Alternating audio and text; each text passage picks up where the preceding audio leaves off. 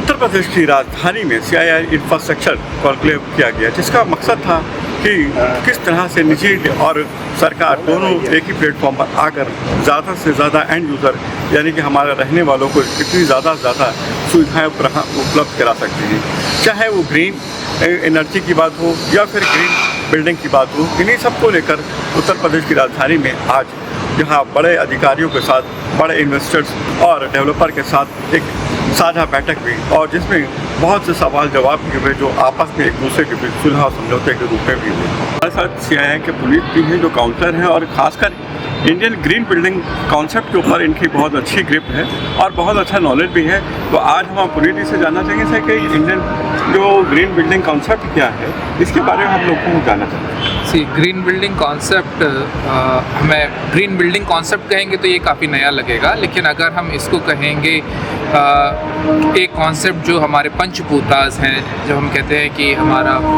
कोई भी कण है वो 5 बेसिक एलिमेंट से मिलकर बनता है, अग्नि, पृथ्वी, जल, वायु, आकाश। तो अगर किसी भी बिल्डिंग का डिज़ाइन में और डेवलपमेंट में अगर हम लोग इन 5 पंच तत्वों का अगर हम ख्याल रखेंगे तो वो बिल्डिंग बाय डिफ़ॉल्ट हमारा ग्रीन बिल्डिंग कैटेगरी में आ जाता है। इसमें सबसे ज़रूरी है कि अग्नि जिसको रिसेंबल करता है एनर्जी, अगर हम एनर्जी एफिशिएंट बिल्डिंग बनाएंगे। जल वाटर एफिशिएंसी पे फोकस करता है। पृथ्वी साइट से रिलेटेड सारी एक्टिविटीज़ को मैनेज करता है। वायु स्वच्छ वायु और जो इंडोर एनवायरनमेंट क्वालिटी है उसको कंट्रोल करते हैं।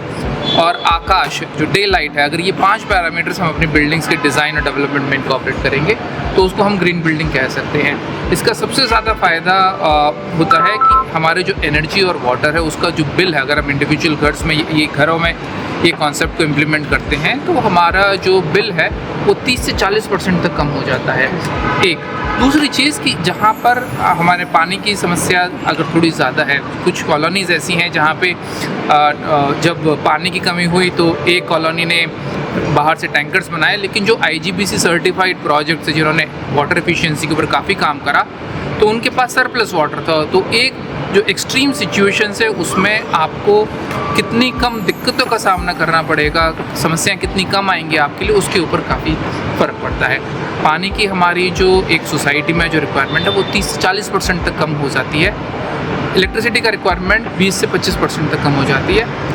और किसी भी बिल्डिंग को, नई बिल्डिंग को डिज़ाइन डेवलप करेंगे तो हो जाता है, लेकिन अगर आपका जो एग्जिस्टिंग प्लेस है, ऑफिस हैं, अगर उसको भी आप कन्वर्ट करना चाहते हैं तो उसमें कॉस्ट बहुत ज़्यादा नहीं लगता है, लेकिन उसके बेनिफिट्स बहुत ज़्यादा हैं। तो मैं ये गुजारिश करूँगा जितने भी लोग हैं कि वो अगर सारे मेजर्स इनकॉर्पोरेट नहीं कर सकते तो फेज़ वाइज में एक मेजर, 2 मेजर जो जितने ईजी हो सकते हैं अगर वो इनकॉर्पोरेट करेंगे तो उनको सर्टेनली फ़ायदा जो है वो तुरंत दिखना शुरू होगा।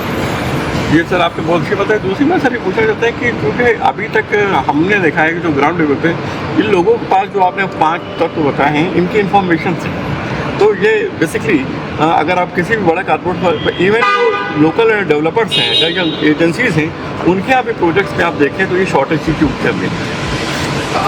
देखिए, जानकारी का होना ही एक सबसे बड़ी जो अभी हमें लगता है कि एक बैरियर है इन चीज़ों को इम्प्लीमेंट करने में। हमें पता सभी है, लेकिन जो हमारे रोज़ाना के कार्य हैं उसमें हम ये चीज़ें थॉट जो हैं ये थोड़ा सा पीछे छूट जाती हैं। तो उसके लिए हमारा सतत प्रयास रहता है कि हम लोगों को जागरूक करें। अभी जो हमारा CII का इंफ्रा समिट हो रहा है उसके माध्यम से हमारी ट्रेनिंग है, कैपेसिटी बिल्डिंग है। हम लोगों ने इसके पैरेलल ही आज ही एक अवेयरनेस सेशन कैपेसिटी बिल्डिंग का हमने एक प्रोग्राम 2 घंटे का IGBC के साथ हम लिख करा है। और मुझे लगता है धीरे धीरे जब हम करेंगे, जब इसकी बातें होंगी, आजकल स्कूल्स में काफ़ी चीज़ें इसके बारे में बताई जा रही हैं, तो धीरे धीरे ये सारी चीज़ें पता लगेंगी। और दूसरा एक जो समस्या या जो हम चीज़ देखते हैं कि लोगों को अगर जानकारी है लेकिन कैसे क्या करना चाहिए ये पता है, लेकिन कैसे करना है ये नहीं पता है। तो उसके लिए काफ़ी सारी भारत सरकार और प्रदेश सरकारों ने काफ़ी सारे माध्यम्स बना रखे हैं। लेकिन एक चीज़ यहाँ पे मैं कहना चाहूँगा कि जब तक आप कुछ पूछेंगे नहीं तो लोग बता नहीं पाएंगे। आप प्रश्न कीजिए और प्रश्न से जब आपको उत्तर मिलेंगे उनको आप उनका अनुकरण करें, उनको एवेलुएट करें कि वो क्या अच्छा कर सकते हैं और उसके बेसिस पे आप कुछ इम्प्लीमेंट करें, तो मुझे लगता है कि फ़ायदा ज़रूर होगा। और ऐसे ही आपके और हम सभी के प्रयासों से मुझे लगता है कि ये जागरूकता ज़्यादा बढ़ेगी। सर, हम जानना चाहेंगे कि जो आप स्टॉक होल्डर की जो प्रॉब्लम्स आ रही है या जो एफआर वगैरह भी चेंजेस हुए पॉलिसी में, तो क्या खास चेंज हुआ, उसका क्या इम्पैक्ट पड़ेगा खासकर इंडस्ट्री? देखिए, ये जो चेंजेस आए हैं इससे जो हमारे रियल इस्टेट होल्डर्स हैं वो काफ़ी फायदा है। और जो आप क्रेडाई के बारे में बात करना चाह रहे थे, क्रेडाई एक ऐसा प्लेटफॉर्म है जहाँ पे कि हम अपने मेंबर्स जो कि रियल इस्टेट के मेंबर्स होते हैं और गवर्नमेंट के बीच में जो भी डिस्कशंस होते हैं, जो प्रॉब्लम होती है वो हम गवर्नमेंट तक लेके जाते हैं और उसमें डिस्कशन करके कोशिश करते हैं कि प्रॉब्लम्स को दूर किया जाए, चाहे वो पॉलिसी में चेंजेस के माध्यम से किया जा सकता है या अगर आप अभी देखें कि बिल्डिंग बायलॉज में बहुत से चेंजेस हुए हैं। बिल्डिंग बायलॉज में चेंजेस होने में क्रेडाई का बहुत मेजर रोल रहा है। हमारे प्रेसिडेंट श्री शोभित मोहन दास जी, साथ में वाइस प्रेसिडेंट, जितने भी हमारे मेंबर्स थे, सबने अपने अपने सजेशंस दिए थे उसमें। उन सजेशंस के साथ हम लोग पूरा उसको फॉर्मेट बना के फिर हम लोग लेके गए थे गवर्नमेंट में। गवर्नमेंट से कई बार कई स्टेप्स के डिस्कशंस हुए हैं, उसके बाद फिर वो चेंजेस आए।